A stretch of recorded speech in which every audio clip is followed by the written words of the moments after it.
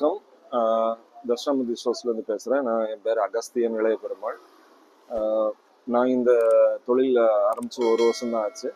So என்னுடைய fashion about இயற்கை விவசாயம், அப்புறம் இந்த ஆர்கானிக் ஃபுட்ஸை பற்றி தான், அதில் உள்ள பேஷனில் தான் இந்த பிஸ்னஸை ஆரம்பித்தேன். ஆக்சுவலாக வந்து நம்மளுக்கு இங்கிலீஷில் மெடிசன் சாப்பிட்றோம், ஆனால் அது எல்லாமே இப்போ நேச்சுரலாக நம்ம விளையிற அரிசி, சிறுதானியம், நவதானியம் இதிலிருந்து தான் அதே ஜென்ரேட் ஆகுது. ஸோ அதை வந்து உணவே மருந்துங்கிற ஒரு கான்செப்டை அண்டர்ஸ்டாண்டிங்கில் தான் நம்ம இதை பண்ணுறோம்.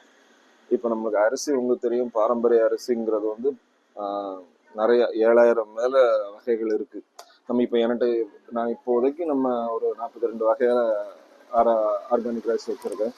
அப்புறம் சிறுதானியம், நவதானியங்கள், அப்போ இதிலே பாரம்பரிய அரிசியில் அவல் வகைகள், அப்புறம் மாவு நம்ம தனிப்பட்ட முறையில் மாவுலாம் பண்ணி வச்சுருக்கோம். அதாவது சிறுதானியம், நவதானியம்லாம் மிக்ஸ் பண்ணி சப்பாத்தி மாவு, தோசை மாவு, புட்டு மாவு, இடியாப்ப மாவு, அதுக்கப்புறம் எல்லா அரிசிகளில் உள்ள அவல் வகைகள் இதெல்லாம் பண்ணி வச்சுருக்கோம். இப்போ நீங்கள் சிறுதானியம் பார்த்துட்டிங்கன்னா உங்களுக்கு வந்து சுகருக்கு, வெயிட் லாஸ் பண்ணுறதுக்கு அதெல்லாம் ஒரு நல்ல ஆப்ஷன். ஸோ இப்போ காலையில் டிஃபன் பண்ணுறதுக்கு நீங்கள் பார்த்துட்டிங்கன்னா இப்போ நான் சிறுதானியம் மாவு பண்ணி வச்சுருக்கோம். அதுக்கப்புறம் இதில் வந்து நவதானியமும் சப்பாத்தியும் கலந்த இயற்கை முறையில் பண்ணி வச்சுருக்கோம், நவதானிய சப்பாத்தி மாவு. அதுக்கப்புறம் இப்போ கருப்பு கவுனி அரிசியை பற்றி உங்களுக்கு தெரியும். காட்டியானம் சுகர் பேஷண்ட்ஸுக்கு இந்த அரிசி நீங்கள் ஒரு 2 மாதம் தொடர்ந்து சாப்பிட்டீங்கன்னா உங்களுக்கு சுகர் ஹையில் இருந்தால் கண்டிப்பாக நார்மல் வந்துடும். ஆனால் நார்மலாக இருக்கிறவங்க, இல்லை சுகர் லோவாக இருக்கிறவங்க இந்த அரிசியை சாப்பிடக்கூடாது. அதாவது சுகர் அதிகமாக இருக்கிறவங்க தான் இந்த அரிசியை சாப்பிடணும். அதே மாதிரி பூங்கார் அரிசி, மாப்பிள்ளை சம்பா, கருங்குருவை, அறுபதாங்குருவை, கிச்சலி சம்பா, சிவன் சம்பா, கருடன் சம்பா, அப்புறம் ஜீரக சம்பா, தங்கச்சம்பா, குள்ளக்கர் அரிசி, அதுக்கப்புறம் இந்த இது வந்து நம்ம ஸ்பெசிஃபிக்காக கஸ்டமைஸ் பண்ணி நம்மளுக்கு சில ஒரு நியூட்ரிஷன் டாக்டர்ஸோட அட்வைஸ் மூலமாக இது பண்ணது. இது என்னென்னா சிறுதானியம், நவதானியம், பாரம்பரிய அரிசி மிக்ஸ் ஆகும். ஃபார் எக்ஸாம்பிள் இதில் என்னெல்லாம் வருதுன்னா கருப்பு காவணி, காட்டியானம், மாப்பிள்ளை சம்பா, தூயமல்லி அரிசி, இது பாரம்பரிய அரிசி. அதுக்கு ப்ளஸ் நவதானியத்தில் என்னென்னா மொச்சை, வெள்ளைப்பட்டாணி, கொண்டக்கடலை கருப்பு, வெள்ளை, அதுக்கப்புறம் மசூர் தால், அப்புறம் சிறுதானியம் 5 வகையான சிறுதானியம், குதிரைவாளி, திணை, சாமை, வரகு, கம்பு, ராகி. அதுக்கப்புறம் இந்த மாதிரி சிறுதானியம், நவதானியம், பாரம்பரிய மிக்ஸ். இது வந்து நீங்கள் காலையில் நம்ம மிக்ஸ் பண்ணி வச்சுருக்கோம். இதை நீங்கள் காலையில் அப்படியே நைட்டு ஊற போட்டு காலையில் அப்படியே கஞ்சி வச்சு குடிச்சிங்கன்னா இதில் வந்து உங்களுக்கு ஆன்டி ஆக்சிடென்ட், அதாவது நோய் எதிர்ப்பு சக்தி ஜாஸ்தியாகும். ப்ளஸ் இப்போ வந்து நிறைய பேருக்கு இப்போ என்ன சொல்கிறாங்கன்னா நீர் சத்து குறைபாடுன்னு சொல்கிறாங்க. அது வந்து அந்த நீர் சத்து குறைபாடை நீக்கி நம்மளுக்கு ஃபுல் இது பண்ணி வர்றதுக்கு இது வந்து நம்மளுக்கு ஒரு பெரிய இதாக இருக்கும். அதுக்கப்புறம் வேற நம்மளுக்கு வந்து ஸோ இதெல்லாம் தான் பிராண்டட் அரிசி. ஓகே, இது வந்து 60ஆங்குருவை, இது சிவப்பு அரிசி, இது கொட்டாரம் சம்பா, இது. அதுக்கப்புறம் இது வந்து ரத்தசாலி, இதுலேயே இருக்கு. இது கருங்குருவை, இது வந்து இலுப்பைப்பூ சம்பா பச்சை அரிசி, இது இலுப்பைப்பூ சம்பா புழுங்கல் அரிசி, இது கடலை,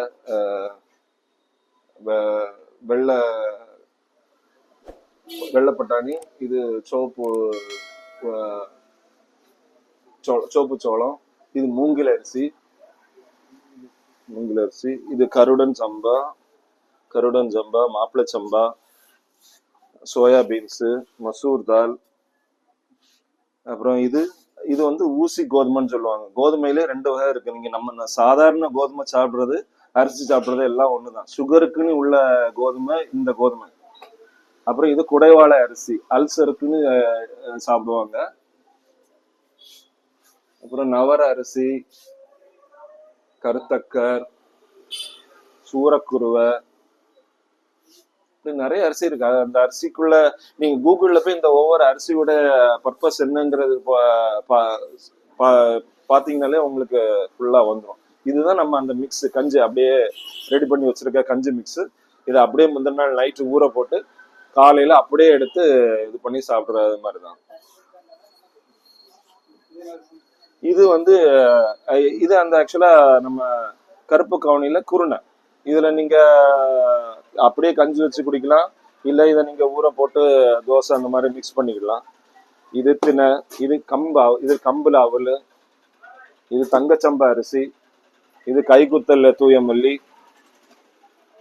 இது வந்து நம்ம மூங்கில் அரிசி மாவு, கருப்பு கவுனி அரிசி மாவு, இந்த குதிரைவாளி, இதெல்லாம் இது பண்றது. இது வந்து இந்த மாவு ஸ்பெசிபிக்கா வந்து நம்ம நரம்பு தளர்வு சம்பந்தமான உள்ள பிரச்சனைக்கான மாவு.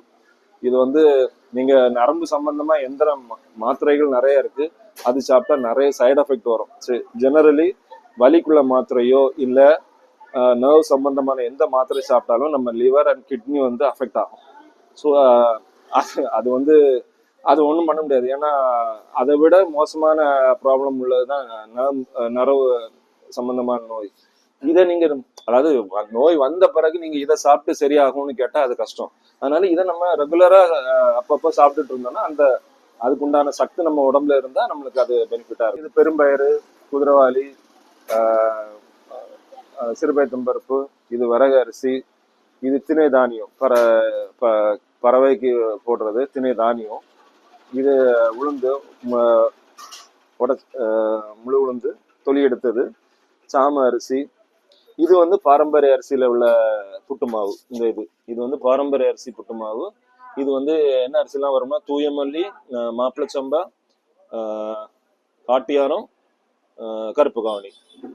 இது வந்து 7 வகையான சிறுதானியம். அதாவது குதிரைவாளி, திணை, சாமை, வரகு, பனிவரகு, கம்பு, ராகி.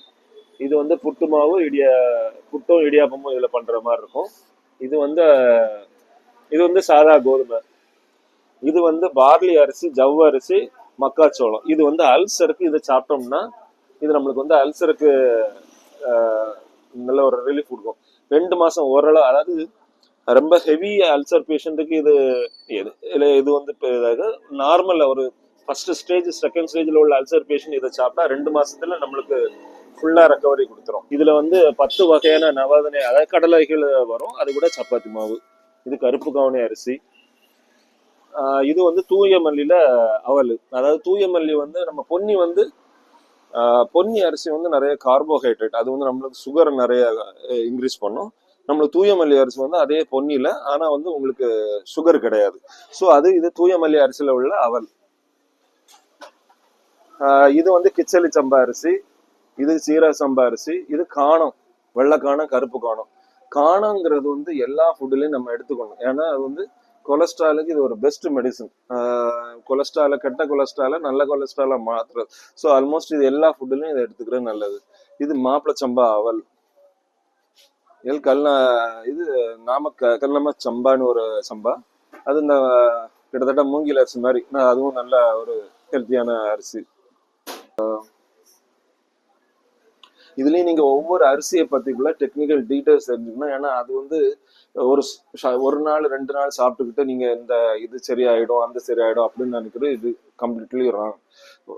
இப்போ நான் நியூட்ரிஷன் டாக்டர்ஸோட டிஸ்கஷன்னா ஃபர்ஸ்ட் லேயர், இப்போ வந்து ஒரு சுகர் பேஷண்ட் ஃபர்ஸ்ட் ஒரு 2 வாரம் இந்த காட்டியான அரிசி மட்டும் சாப்பிடணும். அதுக்கப்புறம் அதுவே சாப்பிட்டுட்டு இருந்தா அது ஒரு பெனிஃபிட் இருக்காது.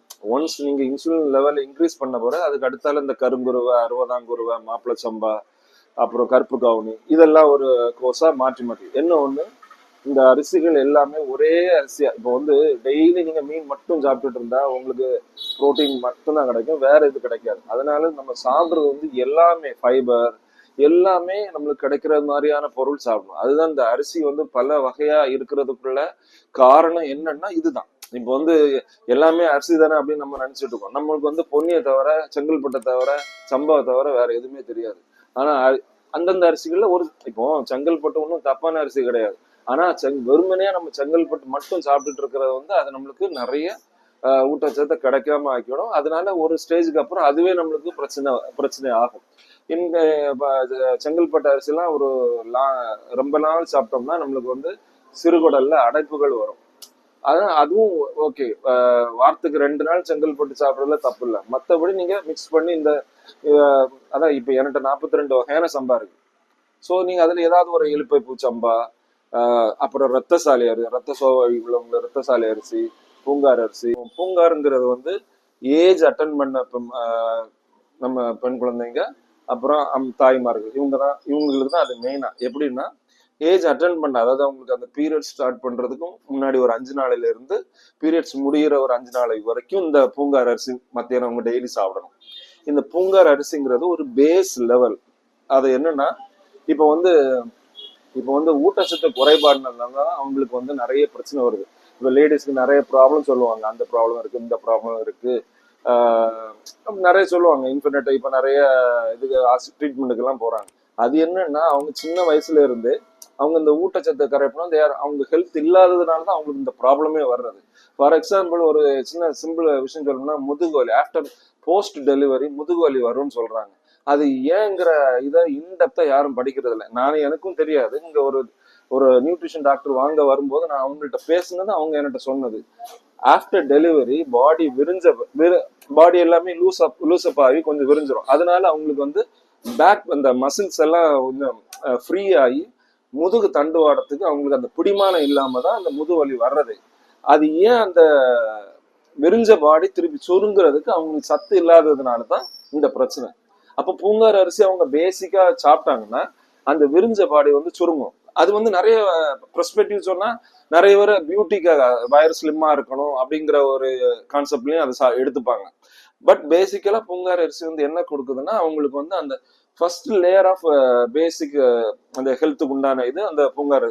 அதுக்கப்புறம் அதுக்கு மேல இந்த மாதிரி கருப்பு காவணி, குதிரைவாலி, சாம, இந்த மாதிரியான மல்டினும் ஒரு நாளைக்கு ஒன்று மிக்ஸ் பண்ணி காலையில டிஃபன் பண்ணிக்கலாம். அதை நீங்க ஊற போட்டு தோசை இல்லை புட்டு மாவு, நானே இல்லை புட்டு மாவு வச்சிருக்கேன், அது பண்ணிக்கலாம்.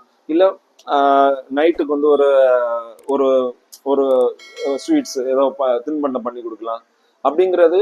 அதுதான் இது. அப்போ பூங்கார் அரிசி ஒரு அந்த சர்டன் பீரியட்ல எடுத்துக்கிட்டு அதுக்கப்புறம் மற்றது. அப்போ அந்த ஹெல்த்தை பேலன்ஸ் டயட், அதான் ப்ராப்பர் டயட்டிஷியன்ஸ் நீங்க டிஸ்கஸ் பண்ணீங்கன்னா அவங்க இந்த ஃபுட்டை ரெக்கமெண்ட் பண்ணுவாங்க. நம்மளுக்கு வந்து ஒரு டயட்டிஷியன் என்னென்ன அவங்க சொல்லுவாங்கங்கிறத பேஸ் பண்ணி தான் நம்ம அதனுடைய எல்லா இதுவுமே நம்ம வச்சிருக்கோம். இதெல்லாம் வந்து மாத்தி மாத்தி நம்ம சாப்பிடுறோம். ஆக்சுவலா அதான் இதை பத்தி நீங்க கடைக்கு வாருங்க, ஒவ்வொரு அரிசிக்குள்ள டீட்டெயில் பத்தி நான் ஃபுல் டீட்டெயிலாக எக்ஸ்பிளைன் பண்றேன்.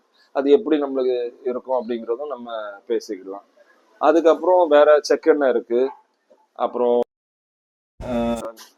வேற அதான் எல்லா வகையான சிறுதானியம் நம்ம இல்லாத பொருள் கூட நமக்கு ஆர்டர் பண்ணி இது வந்து நம்ம இப்போ வந்து ஒவ்வொரு இடத்துல இருந்து எடுக்கிறோம். இந்த பொருட்கள் வந்து ஒவ்வொரு இடங்கள்ல எங்க விவசாயிட்ட இருந்து நேரடியாக கொள்முதல் பண்ணி நம்ம கொண்டு வந்துடும். சொந்த ஊர் வந்து கார்த்திகை வடலின்னா உங்களுக்கு ஹோலி கிராஸ் காலேஜ் இங்க ஃபேமஸ் லேண்ட்மார்க்.